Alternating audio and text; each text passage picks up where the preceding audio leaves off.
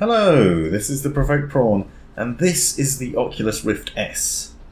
This is a review of this headset, which I've previously unboxed and also had a slight discussion around the worrying points of the Rift S. But this is a more in-depth review of the headset and why I think it's awesome. You might have got the impression from the previous video that I thought it was not a good headset. That is actually incorrect. This is a fantastic virtual reality headset and one of the best I've tried in terms of price value ratio. What you can see is a very comfortable and easy to use headset that's fantastic in a number of different ways. The highlights to this headset include a new and improved design which has this wonderfully comfortable headband on it, which is built by Lenovo and enhanced by them. You'll see there's a ring at the back which allows you to tighten the headset and loosen it as appropriate. You can also see there's a strap on top so that you can adjust that, but it's no longer a Velcro affair. It is a pop it on and tighten it up affair, which is much easier and much more comfortable.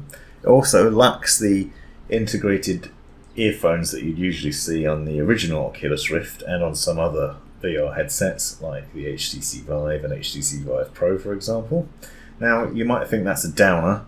However, it does have these speakers built into the arms of the headset, so from the headband fires sound down and into your ears, and those speakers are actually fairly decent. They are integrated audio speakers that offer a spatial surround sound, so you do get some sort of surround sound from them, and the benefit is that you don't have headphones covering your ears constantly, which means you get a much cooler gaming experience.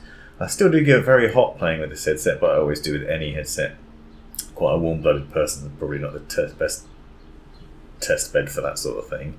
However, you do have that freedom, and it means that you can hear the external sounds in the world around you. That's useful if you want to be able to hear what's going on around you, listen to people, engage with them if necessary, and just have a rough idea of what's happening. Now, the second addition to the headset's design, which is also fantastic and that hopefully you'll get to see in a video clip, is the virtual pass-through system. Now, this uses the headset's numerous cameras and sensors to give you a virtual view of the room. The HTC Vive offered something similar, which would show you the room that you're in and you could easily see what was going on. There's a system within the settings that allows you to turn on the pass-through system with a double press of the button, which basically means you can see the room around you. But how it's interestingly used is the ability to use that in the setup process. So the Oculus Rift S has ditched the two base stations in favour of the sensors built into the headset. That means that in setting up your play space, all you need to do is put the headset on and then follow the instructions. That basically requires you to mark your forward position, mark the floor, which essentially means putting the controls on the floor while you've got the headset on, and then to paint the borders of the room. Now, this is like a spray can basically, where you're using the controller to spray the very edges of the room, go right around the outside and set up your play space. It's really much easier to do it this way because there's far less faff. On the old Rift and on other VR devices, you had to carry a controller or the headset around the room with you, tracking the very edges of the play space, and then if that went wrong, you had to go back and reset it on the computer and then start again, and it was a real faff. This system is so much easier. And the other benefit is because you're lacking those external base stations, it means you don't have the faff of making sure they're all set up correctly every time. So even if you had a space on your desk where they were set up and they were in the perfect position, if they accidentally got knocked when you weren't using the headset, next time you came back to it, you'd have to go through all the rigmarole of setting them up again and making sure they're pointing in the right direction. You don't have that problem with this, and even if you do, it's a much quicker experience.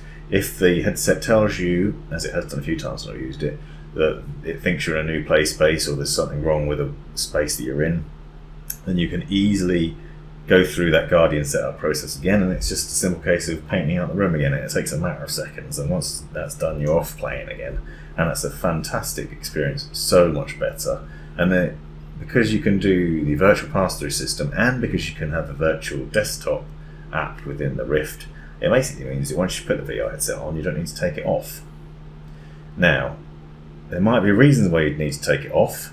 For example, if you decided to bring your own headphones, there's the option of the 3.5mm jack or wireless headphones. So I'll show, as I did in the previous video, that SteelSeries Arctis Pro wireless headset works through 2.4 GHz wireless, and you can strap that over the top, and you can have a experience of a more immersive experience that way. And I'm sure other wireless headsets will fit on there too. And there's also obviously the option of going with in-ear earphones as another thing. If you wanted to block out more external noise, or if you wanted some noise cancelling headphones, you could do that. It does mean you'd degrade the quality in terms of the heat and whatnot, but anyway, that would be a reason to take the headset off. Obviously, if you take your headphones off, you can then just roll that wheel and pop the headset off. But you could switch pass-through mode on so you could see if there was somebody in the room, if you thought someone was talking to you and you wanted to find out more. Put the pass-through system on and you can easily see those people, and then you can take your headphones off, or you can take the headset off, so that's nice and easy too. In terms of comfort, the Rift S is decent enough to fit glasses on. As you can see, I'm wearing spectacles. I've not had a problem with it pressing against the lenses. There's a button underneath that allows you to make it longer or shorter, get it closer to you. I have noted that you can, as with a lot of other headsets, especially the old Rift, see the very peripherals of the screen. If I look at the corners of my eyes, I can see the very edges of the screen, and that can be a bit of a nag. People have asked what the God rays are like, and the screen door effect and things like that. To be honest, I think it's a much better experience than previously. You do still have the similar sort of lens design, so you're probably always going to get God rays, but during my gaming experiences, I would say the visuals are really impressive.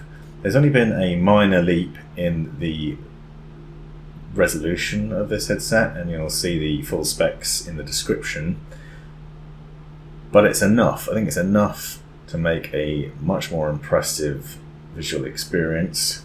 They have, however, dropped the refresh rate to 80 Hz instead of 90 on the original Rift, and they say that this change, along with some software changes and tech changes, are to reduce issues with motion sickness and screen door effect and things like that. And generally speaking, I think that's been fine. I have experienced some nausea while playing this, and I don't often get nausea while using a VR headset, so that had me slightly concerned, but it didn't happen constantly, so I don't think it's a regular problem. However, it might be a consideration if you do suffer with motion sickness from any of these devices, that it might happen to you as well. You're probably used to it. Also, you probably know which games are the most comfortable to play, because the experience of that sort of thing varies depending on the games you're playing and from person to person as well. I haven't noticed any sort of visual problems with it at all, really. I think the whole experience has been a thoroughly pleasurable one, especially when you consider that the price. This is just £400, $400. It's a lot cheaper than the HTC Vive Pro, the Valve Index that's coming soon. Those devices are ridiculously expensive. And yes, they're a premium product, and this is the flagship from Oculus. And I've heard some people commenting on my videos saying, oh, this is outdated technology and it's rubbish and whatever, but actually no, it's not. It's an affordable and accessible virtual reality headset, and that's where Oculus is going. While the other big boys are pushing towards more enterprise, commercial level headsets with really high-end hardware, eye tracking and things like that, Oculus is stuck for the consumer, and they've developed a newer headset with a number of really good improvements. The design, the comfort is improved, the visuals are improved, the capabilities are improved. It's nice, for example, that you ditch the base station. So without any base stations, that means we only need one USB connection and a DisplayPort connection. You no longer need one USB connection for each of the tracking base stations and one for the headset and the HDMI connection. That meant on laptops with the Rift, the original Rift, we found problems with that, in that if you didn't have enough spare USB ports, it was a nightmare. With this, you don't have that problem. You need one spare, and that's fantastic. There is the issue of the DisplayPort connection, as I've made a video separately about this, but basically if you don't have a DisplayPort out on your graphics card or on your laptop, then you could be in trouble. There is no current adapter that will support the bandwidth of this headset, and so you can't go from DisplayPort to HDMI. However, there is a DisplayPort mini adapter contained within the box, which you can use to connect, so you can get around it that way. The other alternative is to get a eGPU and put in a better graphics card in there and run it like that through a Thunderbolt connection or something similar. That is, however, a minor point. Most modern graphics cards and modern laptops will come with a DisplayPort out, so that's a non-issue, some might argue, but it's worth bearing in mind if you're using the original Rift and you have a laptop that only has an HDMI output, and you think you're going to be fine upgrading, then that's a potential issue. Now the controllers are very similar to the original Rift. You'll see these are the touch controllers. They basically are exactly the same. They're very comfortable, they're easy to use, they're AA battery powered. They fit nicely in the hand, and you can tell which hand they're in without even looking at them when you're wearing the headset, because the way the side triggers sit on the devices basically means that you know that where your fingers are going are in the right place. They're really easy to set up. The whole process is setting up this headset is really easy. All pairs within the software, and it takes very little time at all, which is joyful. They also obviously have these comfortable straps to keep them in place. You'll notice the ring has changed. It used to be in the bottom, now it's at the top. That is to allow the headset to track them. And that's another point. The sensors around the headset, there are 5 sensors. So the Oculus Quest has 4 inside-out tracking sensors. This has 5. It's got 1 on top, 2 on the front, and down here as well. And that basically means that you can track your hands wherever they are, whether they're behind you, in front of you, or wherever. And that is a much easier experience.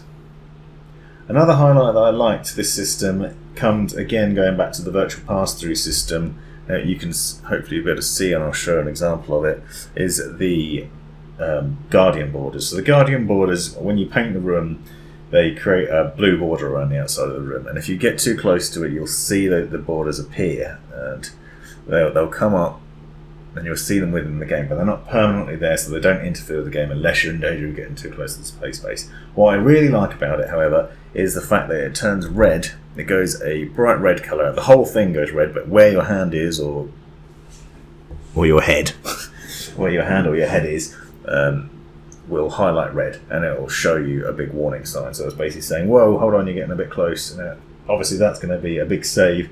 If you're about to hit a window or a piece of furniture or a person, you wouldn't have mapped a person out in the Guardian play space, or television or something, anything like that.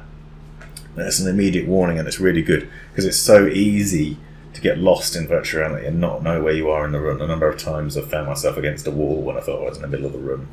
You wouldn't believe. Luckily, because you're tethered, that means you don't have as much of a problem with that as you would if you had the freedom. So, talking about the wires, that is one downside, and I really would have liked to have seen the Oculus Rift S wireless and wire-free. I've had some experience with wireless, as you'll see if you look at my past videos, with the HTC Vive, which has a wireless adapter in both the official adapter and the TP Cast adapter, and both of those are fantastic, and it's so good to go wireless. Obviously the Oculus Quest is wireless as well, so that's appealing. Now Oculus say the reason they've not done it is because they just can't get enough bandwidth for the visuals through wireless, and the lag and the discrepancy between that just wouldn't be as good an experience. And also the technology just isn't there yet. The cost would make it astronomical, and it would add a lot more expense to the headset. Now if you look at the cost of the HTC Vive wireless adapter, which is about £300 extra on top of the headset, and the same for TP Cast, then you can understand why they haven't done it, because they would be putting this headset up to £700-800 if they were doing that, and the experience wouldn't necessarily be as good, so they say. I'm not sure I agree with that based on the experience I had with the Vive wireless, but that added cost would make it less accessible to the market. So the argument is you're still getting a great experience, but you don't have to pay thousands of pounds. And so there's that compromise. It is good. The experience is good. It is frustrating being tethered, but it's a nice long cable, and it's kind of reassuring to have it there alongside the Guardian borders, so you know where you are in the space and you're not getting too far from the computer or in danger of crashing into anything. It does mean you get tied up in that cable, which has been a frustration for me for multiple VR headsets. You're getting into something that really requires you to move around and you're enjoying the room scale play. It's so easy to get tied up in or trip over the cable, which can be a real frustration, and that carries on in this headset, unfortunately. But hopefully at some point in the future we'll see a wireless version that can support the bandwidth. All in all, the Oculus Rift S is a fantastic headset. It's capable, it's comfortable, and it's really good to use. I've had some minor issues, as I say, with vertigo. I had a problem with a microphone stopped working for no apparent reason. That was kind of frustrating. And I do have problems with it, with getting too hot, but that's just a personal issue with playing VR games. So generally, I just haven't had that many problems. It's really awesome to be able to boot up Steam VR and play a variety of VR games from there, or you can do it straight from the Oculus Store. It's really easy to access everything from the controllers, from the menu system. The virtual pass-through is fantastic. All in all, the Oculus Rift S is an amazing headset at a brilliant price. If you're looking for something that's affordable but delivers excellent results, this might well be it. And here's a sample of what the audio quality is like on the Oculus Rift headset. This is a recording captured directly using the headset's microphone to give you an idea of what that's like. And you can see the voiceover audio for this video generally is recorded with the Samsung G-Track Pro, which is a high quality microphone, but the audio for this is actually fairly decent, as you'll see, and capable enough. As I said, I had some minor intermittent issues where it stopped working for no apparent reason, but it is possible to use your own headset microphone, wireless headphones, or a desk-based microphone system like the Blue Yeti or the Samsung G-Track Pro or whatever else you have. You just need to switch those within Windows sound settings, and you can also do it within the headset settings as well, so that's really easy to do too. This has been The Provoked Prawn. Thanks for watching. My dog's just wandered into the room now. Go away, dog. Sit down. Don't botch the camera. Fuck off. Go sit over there. Sit.